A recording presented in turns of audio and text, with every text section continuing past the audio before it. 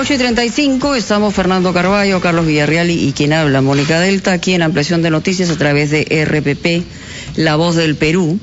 Y, en fin, lo hemos repetido hasta el cansancio, todos lo sabemos, tenemos una complejidad en nuestra economía, porque somos uno de esos países que tiene la mayoría de sus trabajadores entre el sector informal e independiente, y en ese rubro y en ese sector, las mujeres son las que llevan las de perder cuando hay una situación de esta naturaleza. Se ha visto claramente en los niveles de las vendedoras ambulantes, las trabajadoras del hogar.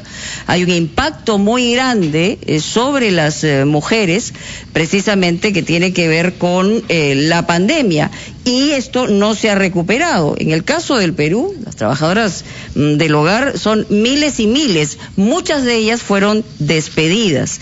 Carmen Roca, que es coordinadora en el Perú de la ONG Internacional Vigo, está con nosotros precisamente para hablar del tema de mujeres en empleo informal, no solamente en el Perú, sino en el mundo, pero en particular en el Perú tiene ciertas características.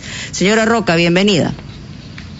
Buenos días, Mónica. Buenos días, Carlos, Fernando. Buenos días a todos los oyentes. Quizá nos puede dar datos específicos sobre lo que ha pasado con las mujeres en este sector durante el año 2020 y lo que va del 2021. Con mucho gusto, Mónica. Acabamos de terminar un estudio, acabamos de sacar el reporte. El estudio se hizo en plena cuarentena el año pasado y comparaba 3 momentos. Febrero del 2020, que es antes de la cuarentena, abril, que es plena cuarentena, y junio hasta la primera semana de julio, que es el final de la cuarentena. Sí. En este tiempo no enfocamos solamente en las mujeres, en realidad es mujeres y hombres, pero llevamos el nombre de mujeres para resaltar que hay una sobrerepresentación de mujeres en empleo informal.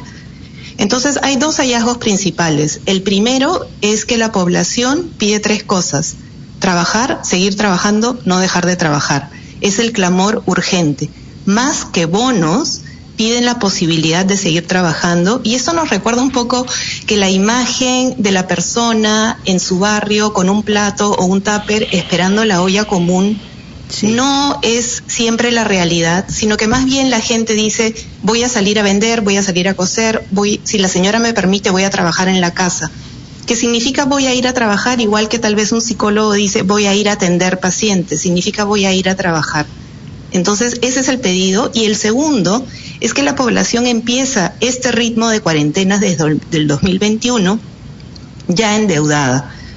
94% de los encuestados tomaron una o más de estas medidas. 73% agotó los pocos ahorros que tenía. 56% recurrió a familiares, amigos y vecinos. Y 38 de cada 100 tomaron préstamos. Esto también, digamos, como que se agrava por la pérdida de capital de trabajo. Si yo tengo mercadería por 100 soles, 150 soles, pero no he tenido ingresos, entonces sacrifico ese dinero, ya no voy a poder comprar mercadería nuevamente porque voy a usarlo para alimentarme. Entonces hay una pérdida y hay también un endeudamiento. Entonces, ¿qué es lo que necesitan? Necesitan créditos de montos pequeños. Estamos hablando de 150 soles o 75 soles para un reciclador para reparar la moto y poder volver a trabajar. El sistema financiero, incluso las cajas, no pueden prestar menos de 1.000 soles porque asignar un analista tiene demasiado costo para todo el proceso de calificación. Sí. Entonces, no hay un espacio donde contribuir. Si me permiten, les puedo comentar un poco cómo... Sí, Fernando. No, lo que yo quería saber es, como lo ha ya también planteado Mónica, tener unos datos más claros sobre la cantidad de personas, mujeres, de las que estamos hablando y en qué sectores productivos trabajan. Porque tengo entendido que han hecho un estudio en 12 ciudades ustedes para establecer justamente eso, tener una idea clara de cuál es el universo de las mujeres trabajadoras afectadas por la pandemia y las restricciones derivadas de ella. Así es, Fernando. El estudio ha tenido lugar en 12 ciudades del mundo en simultáneo, porque todas estas ciudades entraron en cuarentena. Son 3 en América Latina, bueno, en las Américas, porque es Nueva York, Ciudad de México y Lima. En África son 4 ciudades, en Asia son 4 y en Europa del Este, Bulgaria entra con la ciudad de Pleven. Los resultados se ven, digamos, similares, pero desafortunadamente Lima queda peor de las 12 ciudades en cuanto a incidencia de hambre durante el periodo de la cuarentena. 63% de los hogares encuestados pasaron hambre por falta de alimentos en algún momento entre adultos y 61% entre niños en hogares con niños. La caída de ingresos en Lima ha sido más fuerte que en las 12 ciudades porque nuestra cuarentena fue más estricta. Para junio-julio, en Lima, pocos trabajadores habían retomado el trabajo. Y el otro punto es que la venta de activos en Lima como estrategia para sobrepasar esta situación es más alta que en las otras ciudades. Significa que un reciclador ya recurrió a vender su licuadora, pero también a vender su moto, que es su herramienta de trabajo. Entonces, recuperar esos activos cuesta un poco más. Ahora, en el caso de Lima, lo que tenemos como un pedido urgente de la población, como dije, es el poder trabajar. Y aquí quisiera hacer un llamado a lo que llamamos escándalo. Tenemos ahora el escándalo del Vacunagate, como los he escuchado más temprano, es cierto, pero creo que es un escándalo que la mayoría de la población de nuestro país está en condiciones de empleo informal, que no está regulado ni protegido, y que los congresistas están haciendo todo el tiempo mucho ruido en torno a AFP y ONP, pero hay gente que ha perdido su capital de trabajo porque se le ha desalojado, se le ha confiscado mercadería de manera ilegal y se ha destruido su lugar de trabajo y la mercadería se le ha malogrado.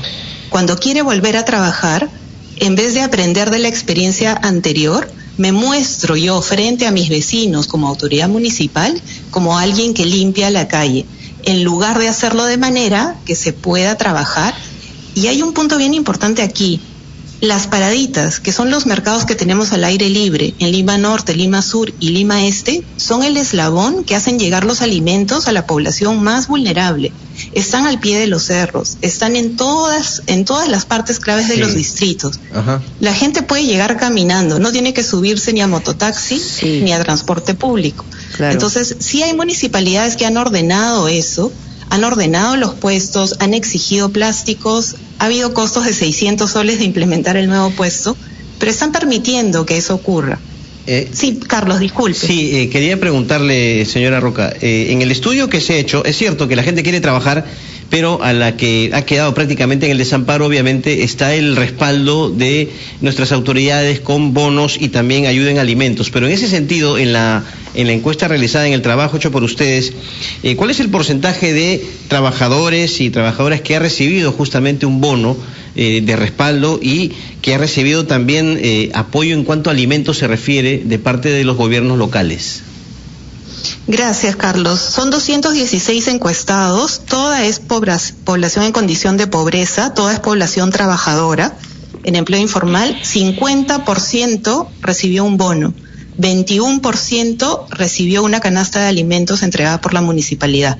Fue un error entregar las canastas de alimentos por las municipalidades, todos lo sabemos, pero esto refleja la pobreza en nuestros listados de población vulnerable en el lado urbano, que es algo que tenemos que solucionar, de lo que venimos hablando hace mucho tiempo. Hemos enfocado en lo rural, vanagloriándonos de que no hay pobreza en las ciudades, y con esta cuarentena hemos corrido la cortina y hemos visto que si yo no salgo a trabajar hoy, o si me enfermo hoy, exacto. Así de simple. Y bueno, y aquí confluyen cosas también bien interesantes y dolorosas. Por ejemplo, uno contrata a una persona que va a ayudar en casa y a la hora que tiene el primer problema, como una pandemia de esta naturaleza, se despide y esa persona no tiene ningún tipo de protección. Entonces estamos hablando dentro de la formalidad, la informalidad absoluta y la falta de solidaridad respecto a estas personas que son parte de nuestra casa todos los días. Yo siempre señalo eso porque de eso también es responsabilidad ciudadana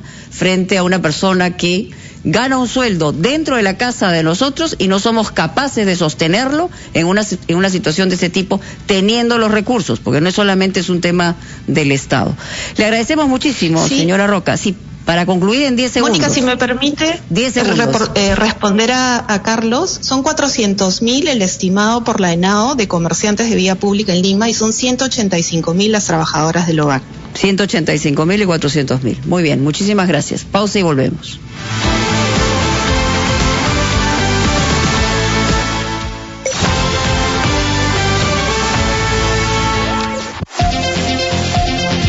8:45.